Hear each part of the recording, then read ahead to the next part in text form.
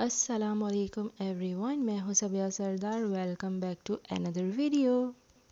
उम्मीद करती हूँ कि आप सब लोग बिल्कुल खैरियत से होंगे, ठीक ठाक होंगे और आप सबके रोज़े भी बहुत अच्छे जा रहे होंगे।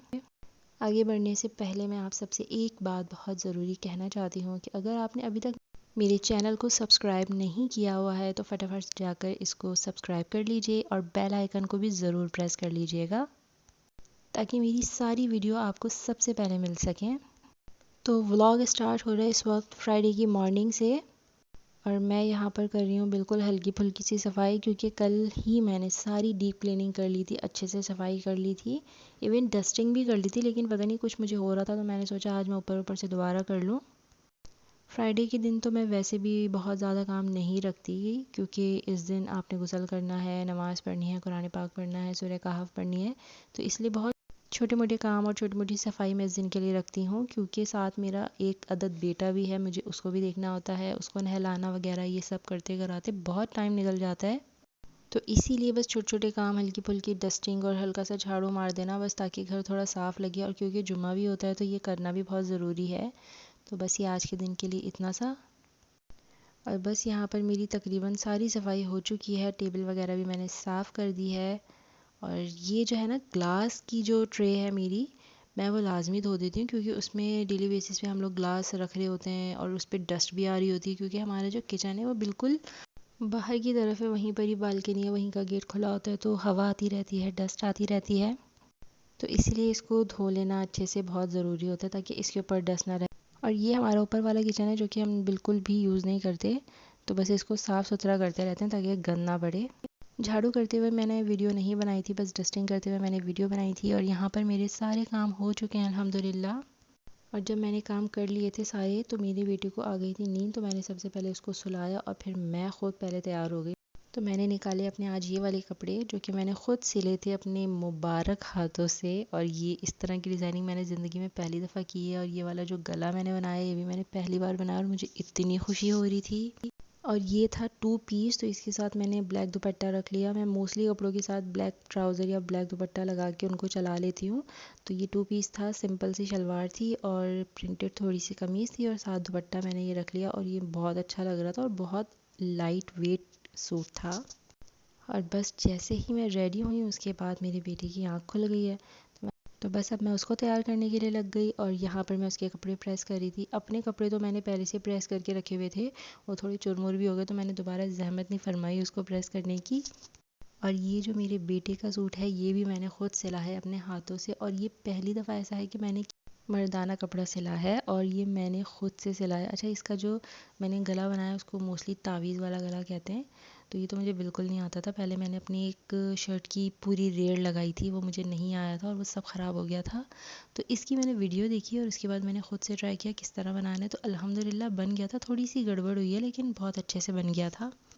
पहली बार जब आप कोई काम कर रहे हो तो गड़बड़ तो होती ही है थोड़ी बहुत, और उस गड़बड़ के थ्रू ही आप बहुत कुछ सीख जाते हैं। तो मैं सीख गई हूँ कि किस तरह और कपड़ों को सीना है, तो अब समझ में आ गया अच्छे से। और मेरी अम्मा को मुझ पे बहुत प्राउड फील हो रहा था और मुझे बार बार यही कह रहे थे कि इंसान वक्त के साथ साथ सब कुछ सीख जाता है, और बिल्कुल ऐसा ही है। एक दिन वो भी था कि जब मैं ये कहती थी कि मैं कभी सिलाई नहीं करूँगी, ये कौन सीखे, और आज मैं इतना सारा काम कर रही हूँ, ये सब कुछ कर रही हूँ। तो मुझे खुद कभी कभी अपने ऊपर यकीन नहीं होता कि वाकई में ये सब कुछ कर रही हूँ। और मुझे अल्हम्दुलिल्लाह काफ़ी कुछ आ गया इन सब चीज़ों में। ज़िंदगी में मुश्किल कुछ भी नहीं होता, आप चाहें तो सब कुछ कर सकते हैं। और ये क्लिप जब हम दोनों बिल्कुल रेडी हो गए थे तो मैंने सोचा ये वाली क्लिप भी यहाँ लगा देनी चाहिए। और हमने खूब सारी पिक्चर्स ली, लेकिन यहाँ पर मैंने आपके साथ सिर्फ एक ही शेयर की है।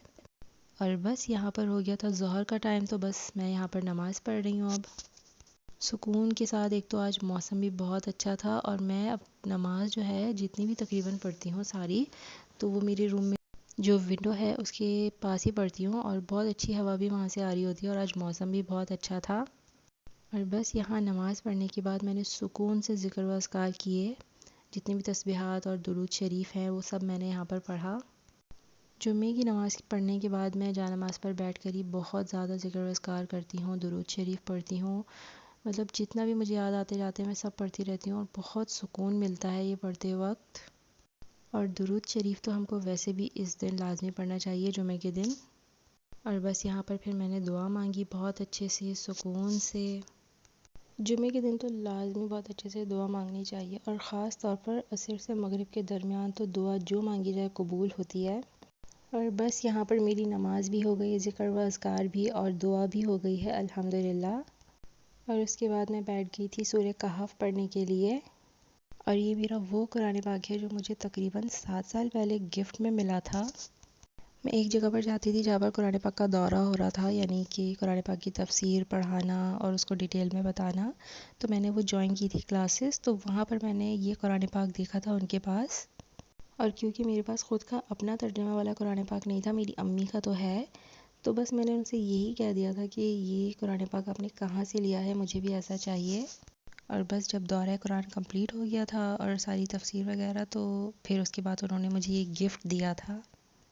और जब ये कुरान पाक मुझे मिला था तो मुझे इतनी खुशी हुई थी। और जब मैं दौरा कुरान कर रही थी तो उस वक्त मैंने कुछ ही सूरतें की थी, पूरा कंप्लीट नहीं किया था। इंशाल्लाह आगे मैं उसको कंप्लीट भी करूँगी। और ख़ैर यहाँ पर मेरी हो गई है सूरह कहफ कंप्लीट, मैंने अच्छे से पढ़ ली है अल्हम्दुलिल्लाह। मेरा आज का दिन बहुत अच्छा गुजरा। जुमे का सारे काम मेरे वक्त पर हो गए थे, मैंने कुरान पाक भी पढ़ लिया और सारे ज़िक्र व अज़कार भी कर लिए थे। और ये एक छोटी सी क्लिप मैं आपके साथ शेयर करूँगी। ये थी वेडनेसडे की रात की, जब चाँद इतना हसीन लग रहा था। ये इस वक्त कैमरा उस चीज़ को कैप्चर नहीं करवा रहा जितना वो हसीन लग रहा था, तो मैंने सोचा क्यों ना आपके साथ भी इसको शेयर किया जाए। खैर यहाँ पर मैं कर रही हूँ व्लॉग का एंड। तब तक अपना बहुत सारा ख्याल रखिएगा और मेरे चैनल को लाजमी सब्सक्राइब कर लीजिएगा और मेरी वीडियो को लाइक। फ़ी अमान अल्लाह।